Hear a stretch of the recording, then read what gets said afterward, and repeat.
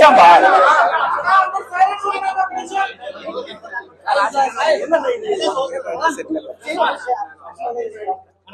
Okay మీరు settle అవుతే start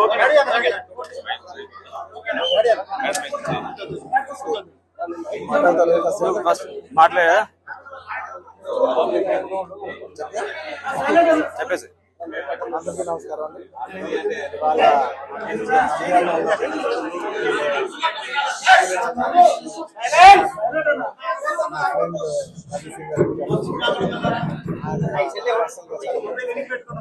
ఎన్నో ఆల్మోస్ట్ 13-14 సంవత్సరాలుగా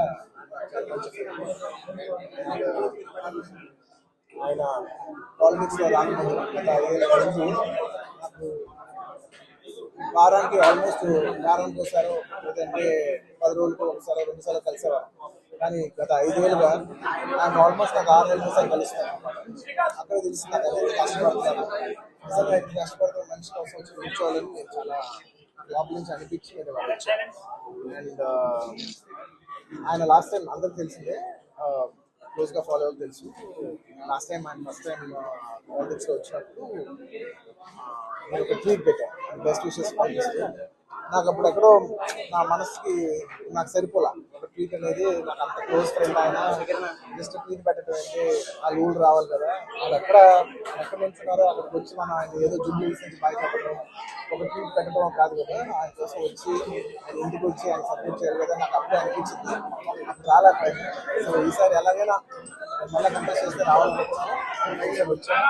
కేవలం ఇది నేను పర్సనల్గా నా ఫ్రెండ్ కాబట్టి నేను మా నేను మా వైఫ్ మాకు బెస్ట్ విషెస్ చెప్పడానికి వచ్చాను. I wish all the best Ravi. మీరు 5 ఏళ్ళు చాలా కష్టపడ్డారు అండ్ మీరు కష్టపడే విధానం నా మనసు బాగా నచ్చి మిమ్మల్ని ఎలాగైనా సపోర్ట్ చేయాలని వచ్చాను నేను. అంటే అంతకుముందు వారానికి ఆల్మోస్ట్ 10 రోజులు ఒకసారి కలిసే వాళ్ళం మనం. అలాంటిది మీరు 6 నెలలకు ఒకసారి కూడా కనపడలేదు. ఎప్పుడైనా ఒక ఊరు ఎప్పుడైనా ఒక సరదాగా వచ్చినా కూడా ఆయన ప్రాణంతో నంద్యాల నన్ను మొత్తం నంద్యాలతో నా రూమ్ లోకి తీసుకొచ్చావు నువ్వు. ఎప్పుడు అదే మూడు. సో అంత కష్టపడే మనిషికి ఖచ్చితంగా విజయం సాధించాలని నేను మనస్ఫూర్తిగా కోరుకుంటున్నాను. ఆయనకి పొలిటికల్ కెరియర్లో ఎన్నెన్ని మెట్లునో అవన్నీ ఆయన అచీవ్ చేయాలని, ఆయన అచీవ్ చేస్తే నేను చూసి పర్సనల్గా భరిస్తాను. I wish you all the best. Thank you so much. Thank you. నేను చెప్పాలి